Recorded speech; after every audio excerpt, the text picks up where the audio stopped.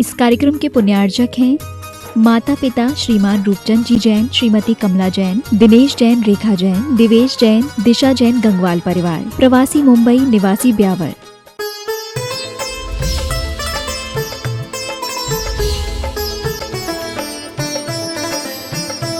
हम यहाँ पर जो अपना परमानंद स्तोत्र चल रहा है, आ जाओ।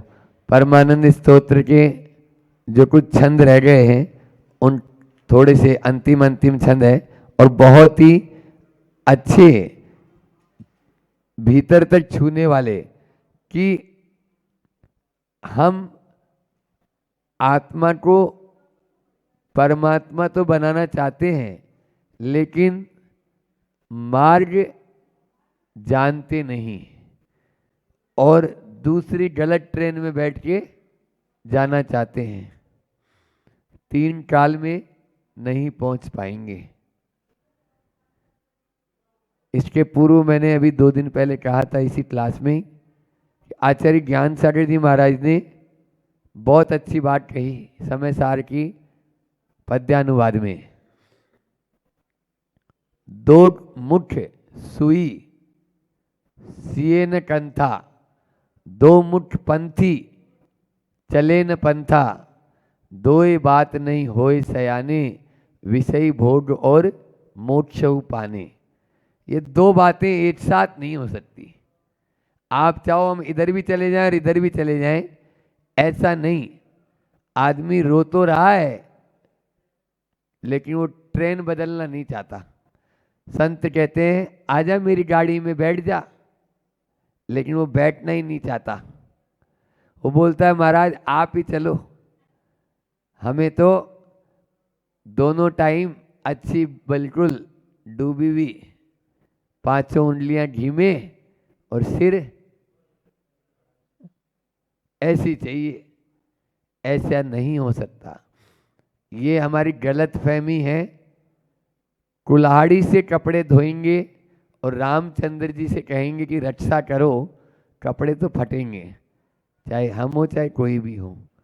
इसीलिए यहाँ पर भी यही बता रहे हैं कि किस प्रकार से उस आत्मा का चिंतन करें, कैसे देखें, कौन गुरु है।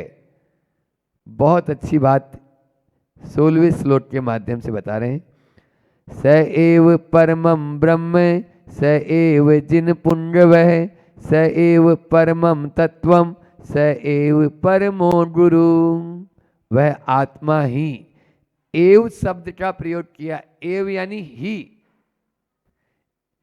एक होता है अपि, अपि यानी भी, और एव यानी ही। ही का प्रयोग क्या करते हैं आप लोग? ऐसा ही।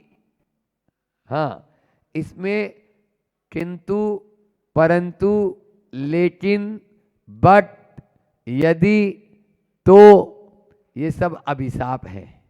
लिख लो। ऐसा होता तो महाराज जी हाउ। अब वो महाराज जी आप बोल तो सही रहे हो, परंतु, तो भैया ये परंतु तुमने लगा दिया, यही गड़बड़ कर दिया ना। महाराज जी वो रात्रि भोजन का त्याग तो है, तो क्यों लगा रहा है? ये तो ही तो तेरे लिए अभिशाप हो गया।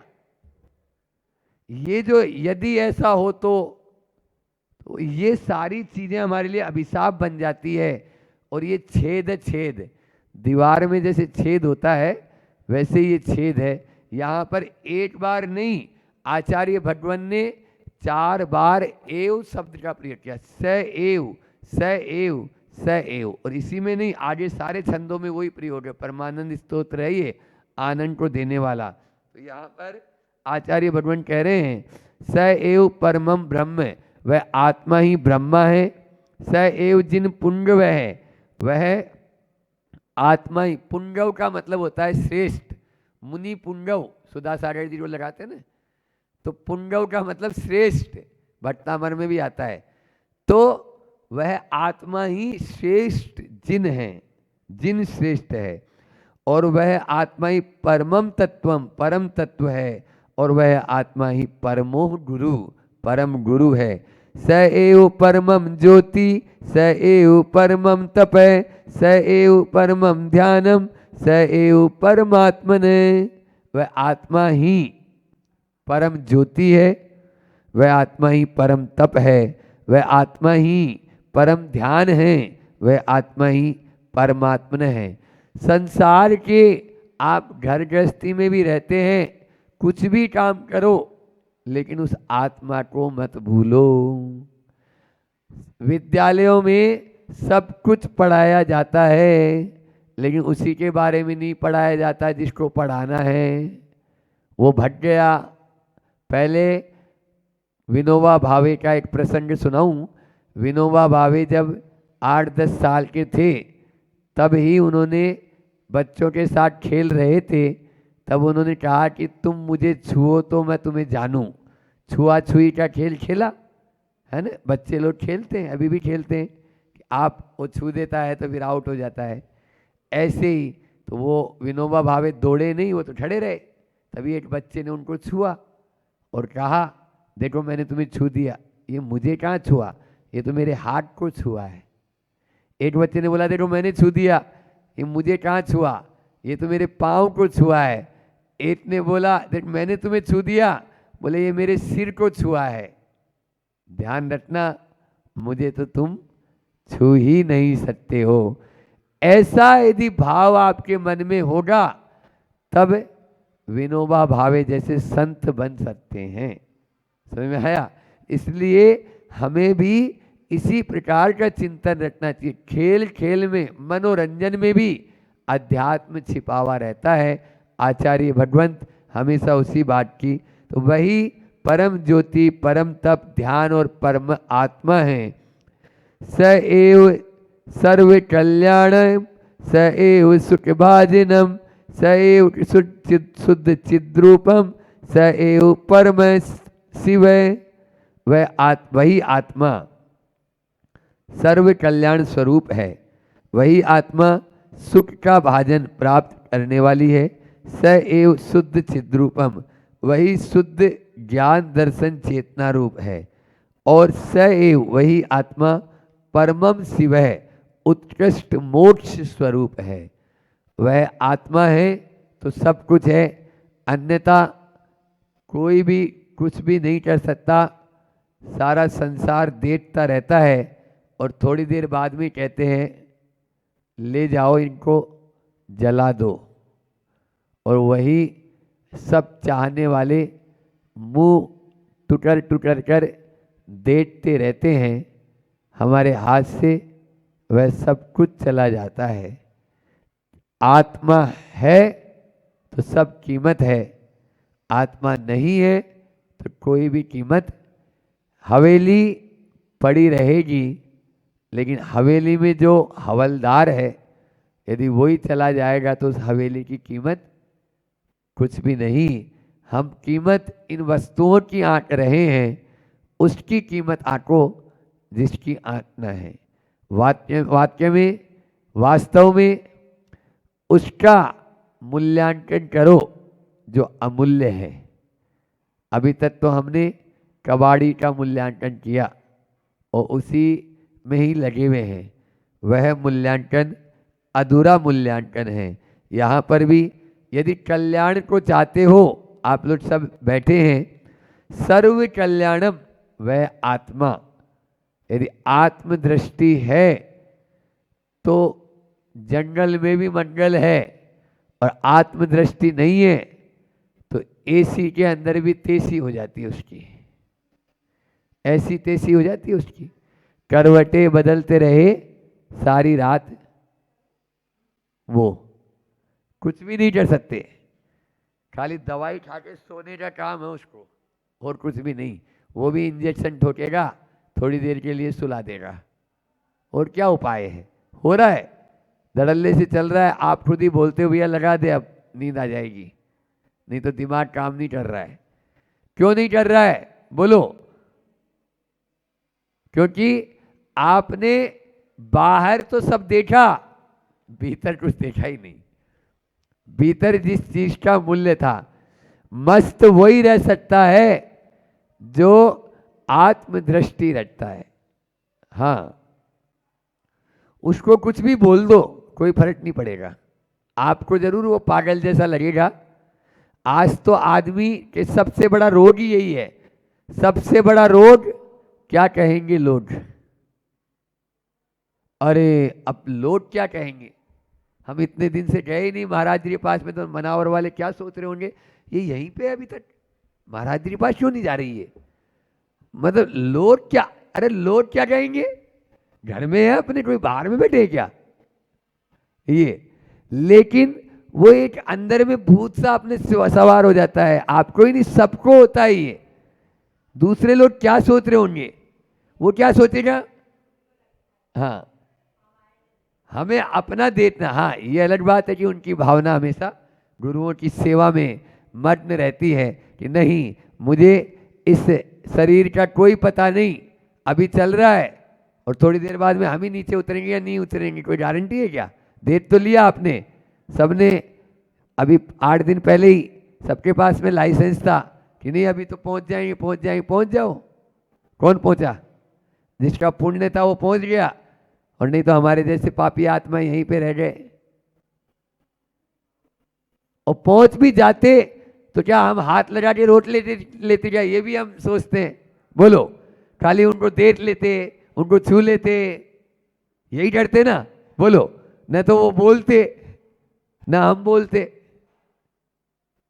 सोचो, अध्यात्म की दृष्टि से यदि सोचा जाए तो अरे क्या ये तो अपन किसी को भी, क्योंकि ये निश्चित मान के लिख लो, अपन ये परमानंद स्तोत्र पढ़ रहे हैं कि 1 सेकंड का 1 लाखवां हिस्सा भी हम आयु को बढ़ा नहीं सकते।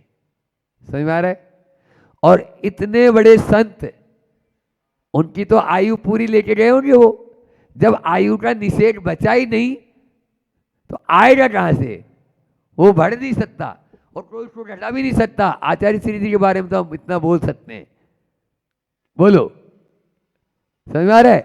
तो इसलिए ये बातें अपन को याद रखना है यहाँ पर कि सर्व कल्याण को देने वाला सुख भाजनम व आत्मा चिद्रूप शुद्ध चिद्रूप स्वरूप है, वही ज्ञान दर्शन जो है चेतना रूप है, वही आत्मा उत्कृष्ट मोक्ष को देने वाला है। स एव परमानंद, स एव सुखदायक, स एव परम ज्ञानम, स एव गुण सागर। वही आत्मा परमानंद उत्कृष्ट आनंद स्वरूप है, वही आत्मा सुखदायक है, सुखों को देने वाली है। स एव वही आत्मा परम ज्ञानम उत्कृष्ट केवल ज्ञान रूप है। स एव वही आत्मा गुण सागर है, गुणों का समुद्र है।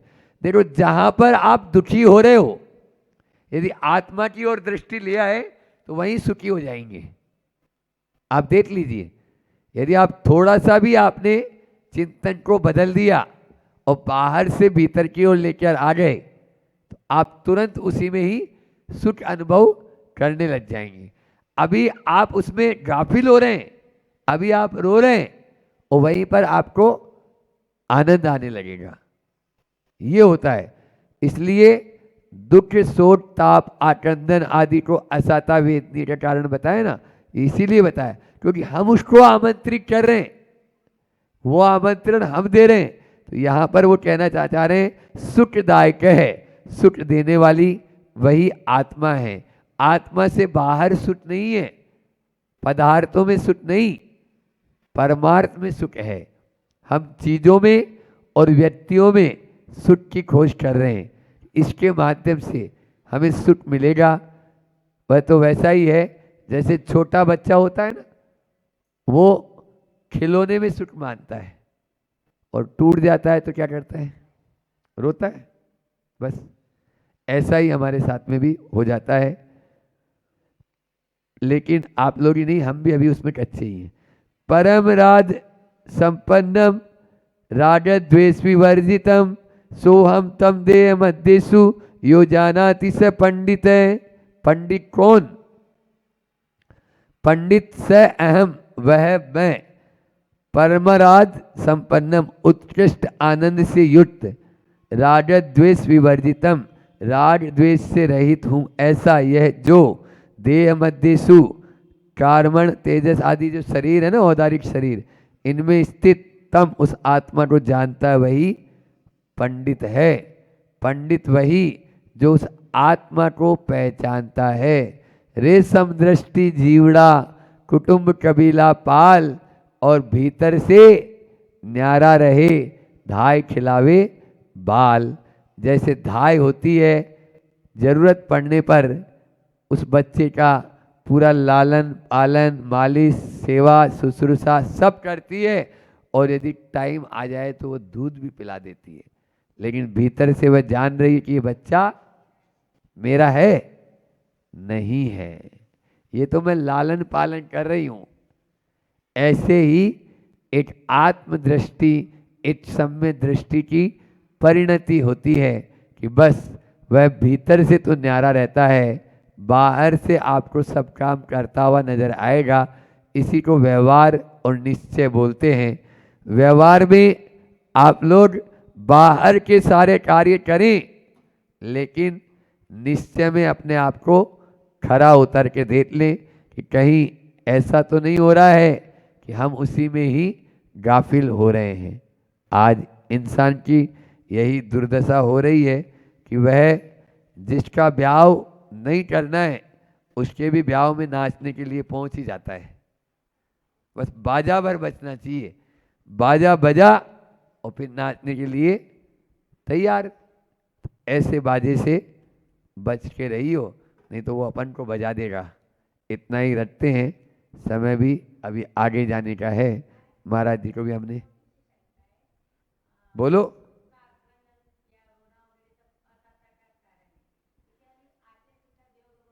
हाँ, वह मतलब यानी देखो, भीतर से हमें निश्चय, अभी मैंने बोला ना, व्यवहार और निश्चय को तालमेल बनाना है। व्यवहार रेशम दृष्टि दीवड़ा कुटुंब कबीला पाल, ये वाला सब वही है। अभी तो अपन ने पढ़ा स एव परमय गुरु, वही आत्मा परम गुरु है। तो वास्तविक गुरु कौन? हमारी आत्मा। और व्यवहार में गुरु कौन? जिन्होंने हमें दीक्षा दी। समझ में आ रहा है? इसलिए, और फिर भी यह एक प्रशस्त राग बोलेंगे इसको, हाँ, क्योंकि वहाँ पर निश्चल प्रेम की भावना रहती है, निश्चल वात्सल्य की भावना रहती है। वहाँ पर कोई लेना देना नहीं है, चाहे पिता पुत्र आदि का, इसमें सब में उसका अपना मोह होता है। जबकि यहाँ कोई मोह की बात ही नहीं। यहाँ तो आप वो तो छोड़ो, जो मुसलमान लोग हैं वे भी उसको, उनको यानी जो है ना इतना मानते थे, और उन्होंने भी राष्ट्रीय, आप मध्य प्रदेश में जैसा हुआ ना, राजकीय अवकाश आधे दिन का शोक घोषित किया गया। तो इस प्रकार से तो वह उस बात को नहीं ले, यहाँ पर इसको मत जोड़ो। बाकी अन्य, हाँ, अन्य का सम नहीं, उनको यानी उनके लिए अपन को फिर भी उसमें भी अब बिल्कुल मतलब यानी जो है ना अपने आप को अनकंट्रोल कर दिया, तो वो भी नहीं होना चाहिए।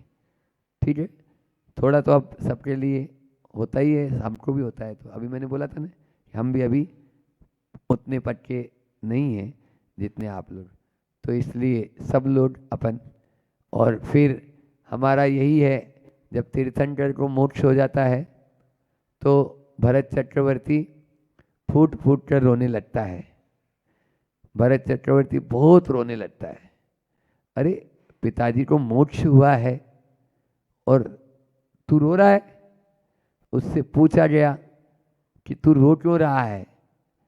तब बोला, आज तक मुझे उपदेश देने वाले तीर्थंकर भगवान थे, अब ये मैं सोच रहा हूँ कल से मुझे उपदेश कौन देगा। ये भरत चक्रवर्ती सोच रहा है। समझ में आ रहा है? शायद सम्य दृष्टि है, उसके सम्य दर्शन पे प्रश्न मत लगाना। चलो अभी इतना ही रखे। जावाणी के ज्ञान ते सूझे लोटा लोट, सोवाणी मस्तक नमु सदा देत हूँ डोट। हे जिनवाणी भार की जगत से जगत ईर्ष्या करता है, सफल व्यक्ति से जगत स्पर्धा करता है, परंतु विश्वास तो जगत, बोलो ना, चारित्र पर ही करता है। विश्वास तो जगत चारित्र पर ही करता है। अब बात करते हैं चारित्र की आज से और प्रारंभ, अभी तो लंबी श्रृंखला चलेगी। क्या है ये चारित्र? चारित्र क्या है? वैसे तो इसकी अलग अलग व्याख्या है जो है, पर मुख्य व्याख्या प्रारंभ करता हूं। चारित्र क्या है? चारित्र क्या? अपने अंतःकरण की अदालत में मानव निर्दोष साबित हो और जगत की अदालत में मानव विश्वास पात्र साबित हो। क्या बोल रहा हूं? चारित्र की परिभाषा में क्या कर रहा हूं, ध्यान से सुनना क्या बोलना चाह रहा हूं मैं। अपने अंतःकरण की अदालत में, बाहर की नहीं, अपने अंदर की। आप जो आप अंदर हैं वो, अपने अंतःकरण की अदालत में मानव निर्दोष साबित हो और जगत की अदालत में मानव विश्वास पात्र साबित हो, वो है चारित्र। वो है चारित्र। आप बाहर की इस जगत में विश्वास है कि नहीं? आपकी अपनी पत्नी को आप पर विश्वास है कि नहीं? आपको अपनी पत्नी पर विश्वास है कि नहीं? आपने अपना विश्वास खोया तो नहीं है? अगर विश्वास खो दिया है तो चारित्र चला गया है। आपके अंतःकरण की अदालत में भी आप खड़े हो जाओ और अपने आप को कहो नहीं मैं निर्दोष हूँ, मैंने कोई पाप नहीं किया है, मैंने कोई गलत काम नहीं किया है, तो आपका चारित्र निर्मल। वो चारित्र है कि आप अंदर खड़े होकर भी बड़े दमदारी के साथ ठोक बजा के कह सको कि मैं चारित्र से निर्मल हूँ, और बाहर भी हर व्यक्ति कोई भी आप पर उंगली नहीं उठा सके, तो वो है आपका चारित्र। ध्यान रखना कि शरीर के क्षेत्र में बलवान रहने एक बार बहुत ही सरल और सहज है। शरीर आप बहुत अच्छा बना सकते हो, क्योंकि पथ्य का पालन कर लो, कुपथ्य का त्याग कर दो, इंद्रियों को संयम में रखो, ये नहीं खाना वो नहीं खाना, ठीक है, नियंत्रित आपकी आहारचर्या हो गई, तो बस शरीर आपका बलवान हो जाएगा, शरीर आपका स्वस्थ हो जाएगा और लगभग आप बहुत स्वस्थ रहेंगे। वहीं संपत्ति के क्षेत्र में भी आप श्रीमंत और सेठ बनने में कोई विशेष तकलीफ नहीं आती।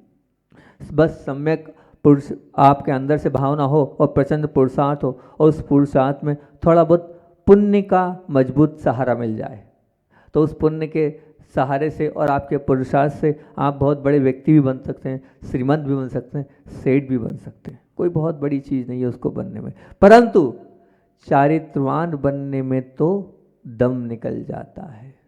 चारित्रवान बनने में तो दम निकल जाता है। क्या कारण है कि चारित्रवान बनने में दम निकल जाता है?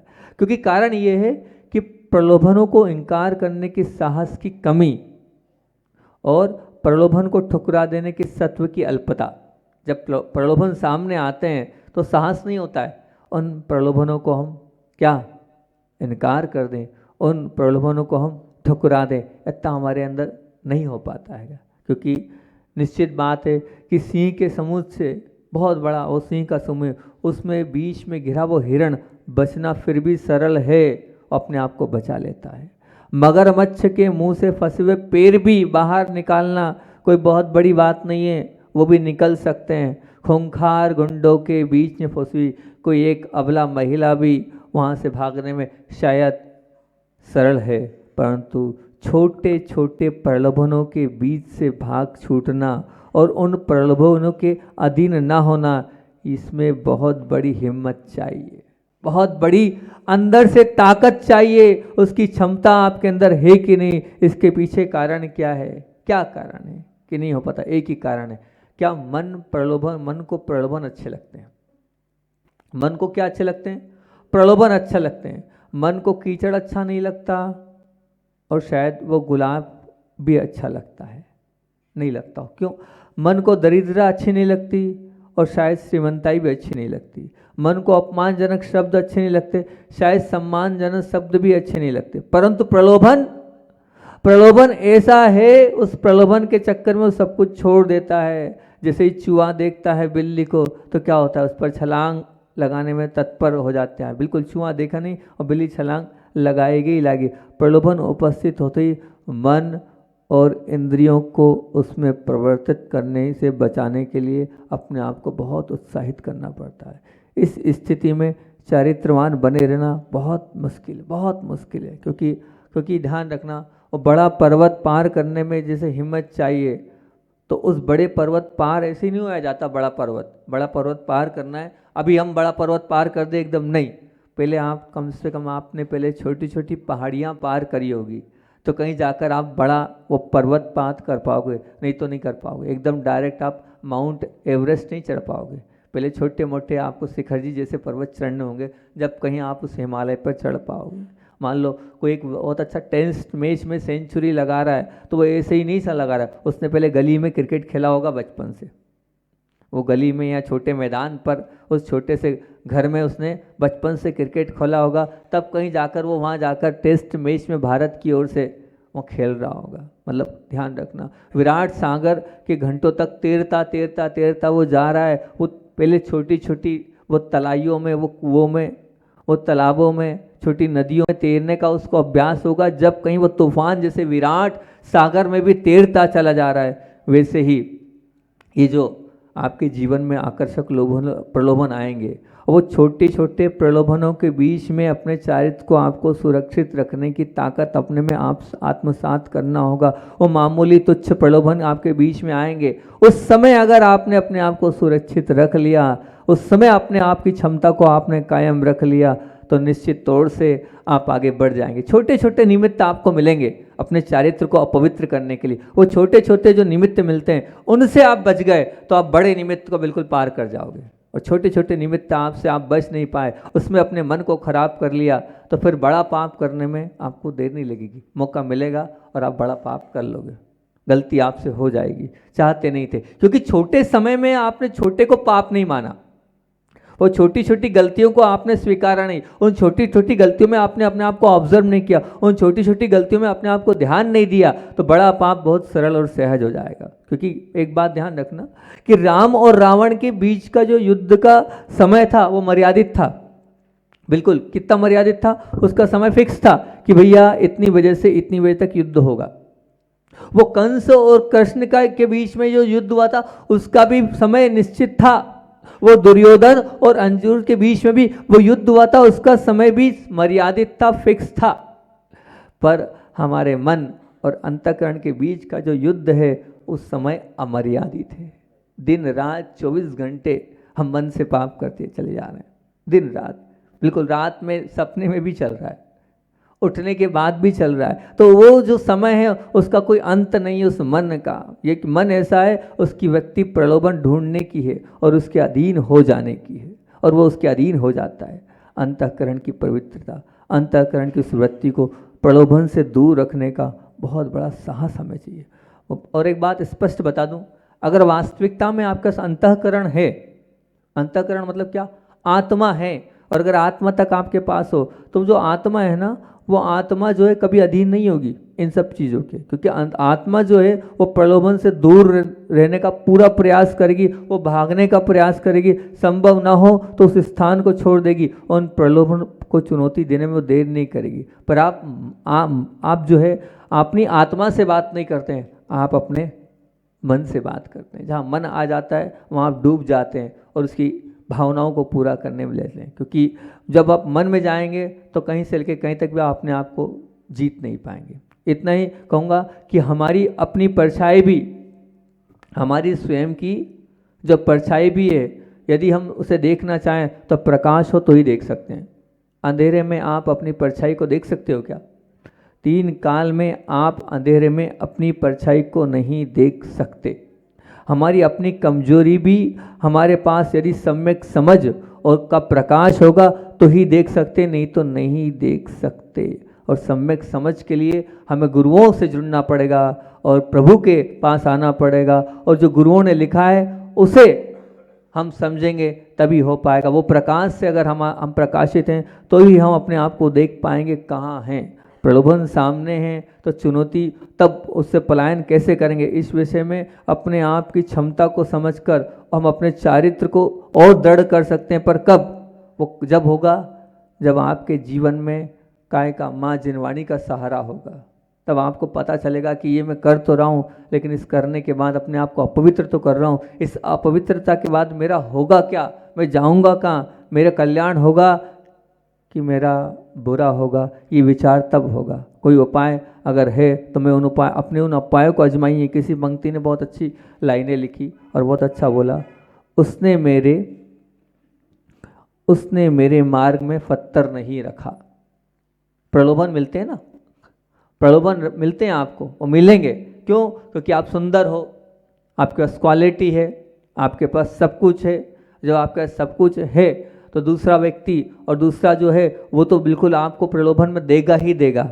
और आप उस प्रलोभन में आ गए तो यहाँ उसी प्रलोभन की बात कर रहा हूँ, हर व्यक्ति को मिलेगा। और ये जरूरी नहीं है, एक बात ध्यान रखना, कि सुंदर हो उसको ही प्रलोभन मिलते हैं, सुंदर हो उसको ही प्रलोभन मिलते हैं, नहीं, सबके जीवन में प्रलोभन मिलते चले जाते हैं। ये मत मानना कि युवा अवस्था में प्रलोभन मिलते हैं, हर उम्र में प्रलोभन मिलते हैं, हर स्थिति में प्रलोभन मिलते हैं। अब उस प्रलोभन में क्या, कवि ने बहुत अच्छी बात जो लिखी और वो बोली कि उसने मेरे मार्ग में पत्थर नहीं रखा। किसी ने अगर मान लो पत्थर रख दिया है तो वहाँ क्या लिखा उन्होंने कि उसने मेरे मार्ग में पत्थर नहीं रखा, मुझे शिल्पी मानकर मूर्ति निर्माण करने के लिए रखा है। मतलब पत्थर नहीं है जो रखा है, आपने उसको पत्थर मान लिया, वो प्रलोभन मत मारो, उसको प्रलोभन के रूप में मत स्वीकारो। वो क्या है, आप उसमें अब वो आप मूर्ति मान लो, और मूर्ति मान लिया तो मतलब क्या भगवान बनने की क्षमता है उस पत्थर में। तो मैं तो जो प्रलोभन मिल रहा है उसको क्या मानूंगा,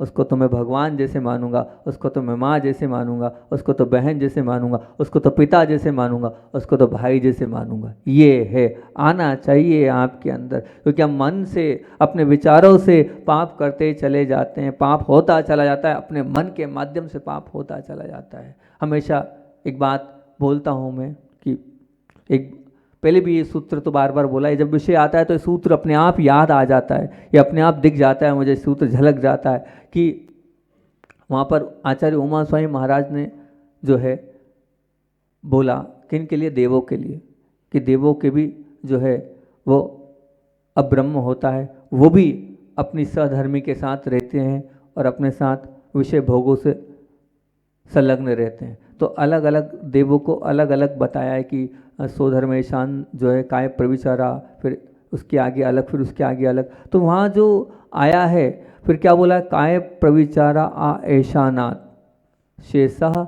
स्पर्श रूप शब्द मनः प्रविचारा। मतलब क्या हुआ, मतलब काय प्रविचारा कहाँ तक होगा, काय से प्रविचार होता है सोधर्म ईशान, ठीक है ना। उसके बाद बोले आगे के सर्वों में वहाँ काय प्रविचार नहीं है, क्या है, बोले सिर्फ स्पर्श करते हैं और संतुष्टि हो जाती है, बहुत बढ़िया। बोले आगे, बोले बस सिर्फ रूप देख लिया और क्या हो गया, संतुष्टि हो गई। फिर बोले आगे रूप भी नहीं देखना, बस शब्द सुन लिया और क्या हो गया, संतुष्टि हो गई। और उसके आगे शब्द भी नहीं सुनना, मन में विचार कर लिया और संतुष्टि हो गई। ये ऊपर देवलोक में चल रहा है पूरा मामला माजरा। तो आप विचार करना, उसमें भी प्रविचार माना है, तो आप काय को प्रविचार मत मानना। आपने स्पर्श कर लिया वो भी प्रविचार है, आपने देख लिया वो भी प्रविचार है, आपने शब्द सुनने की भावना रखी वो भी प्रविचार है, आपने मन से सोच लिया वो भी प्रविचार है। आप विचार करना, मन से, यहाँ शब्द से या रूप से, यहाँ सबसे बोल रहे हैं। आपका कैसा कहता है, ऊपर के देवलोक में वैसे ही प्रविचार हो रहा है, उसको ही प्रविचार मानते हैं। सब क्वालिटी है, काय से भी है, स्पर्श से भी है, रूप से भी है, शब्द से भी है और मन से भी है। तो वहाँ ऊपर जब सबसे प्रविचार बताया है तो फिर आप बताओ, आप इसमें से अगर एक भी नहीं कर रहे हैं तो ही आप तो ही बिना प्रविचार के आपका जीवन है। अगर एक बात भी इसमें से आ रही है, मन से भी सोच रहे हैं, शब्द सुनने की भी इच्छा हो रही है, रूप देखने की भी इच्छा हो रही है, तो आपका जीवन प्रविचार से युक्त है, ये मान के चलना। क्योंकि मात्र आँख खुली होने से सामने मौजूद पदार्थ या व्यक्ति नहीं देखे जा सकते हैं, उन्हें देखने के लिए प्रकाश की भी उतनी ज़रूरत होती है। तो प्रकाश की उपस्थिति, खुली आँख, इन दोनों का के सहारे सामग्री का दर्शन और व्यक्ति का दर्शन होता है। तो वहीं आप मन के सहारे आप सब कुछ करते चले जाते हैं, बिल्कुल करते चले जाते हैं। वो कार्य आपके जीवन में नहीं होना चाहिए, क्योंकि माना कि जीव ज्ञानवान है, उसे दुनिया के अनेक पदार्थों की समझ है, पाप व पुण्य की भी व्यवस्थित जानकारी है, परंतु उसके पास यदि ज्ञान के अनुरूप न हो तो वो समझ कोई काम की नहीं। कहते ना कि समझ के अनुरूप जीवन ना हो और बोध के अनुरूप वर्तन ना हो तो उस ज्ञानी का कोई अर्थ नहीं है, कोई अर्थ नहीं है, कोई मतलब नहीं है। गधी ने चंदन की लकड़ियों का गट्ठर शरीर पर उठाया, परंतु वह चंदन की सुगंध से वंचित रह गया, क्योंकि उसे मालूम ही नहीं क्या चंदन है। मजदूर अपनी पीठ पर शक्कर की बोरी उठाई, पर वो उसने स्वाद नहीं लिया, उसकी मिठास से वंचित रहा। उसी प्रकार अगर करुणता का शिकार बनने से आप बचना चाहते हो तो अपने अंदर सत्व पैदा करो, और जो आप सुन रहे हो वो अपने ज्ञान के अनुरूप उसका आचरण करो, उसके अंतर उतारो। क्योंकि ज्ञान का अंतिम लक्ष्य चारित्र निर्माण ही होना चाहिए।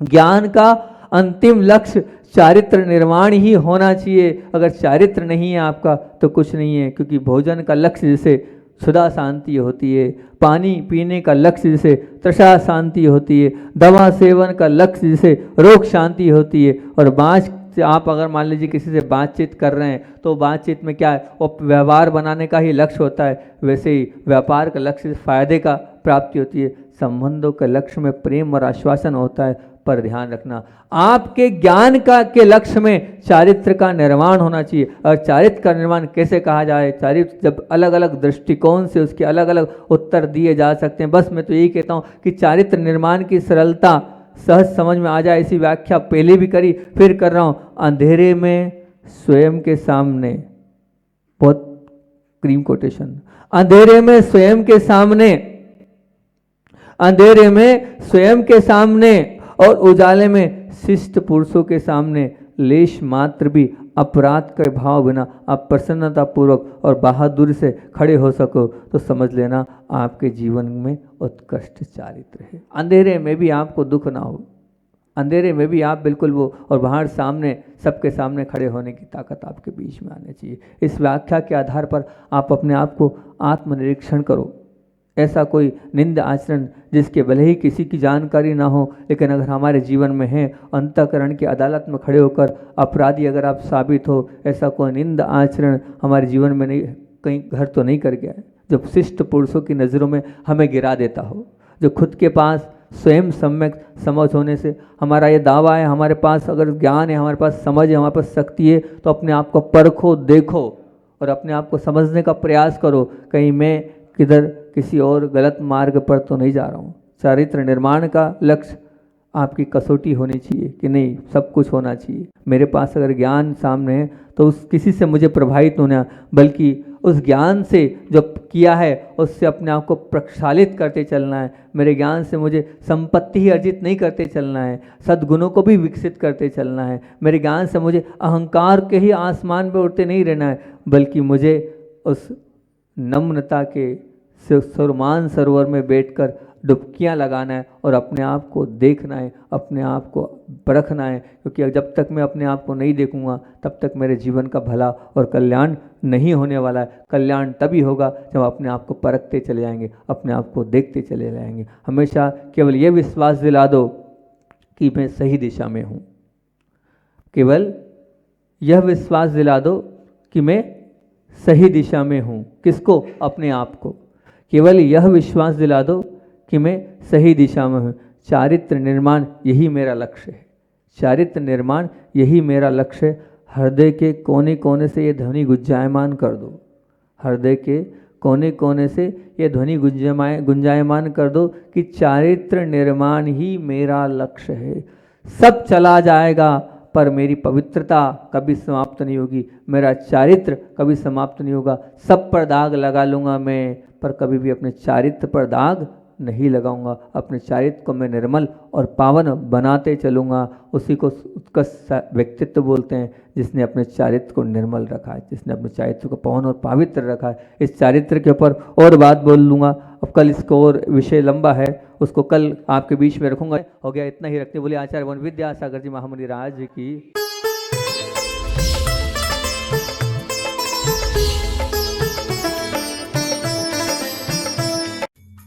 इस कार्यक्रम के पुण्यार्जक थे माता पिता श्रीमान रूपचंद जी जैन, श्रीमती कमला जैन, दिनेश जैन, रेखा जैन, दिवेश जैन, दिशा जैन, गंगवाल परिवार, प्रवासी मुंबई, निवासी ब्यावर।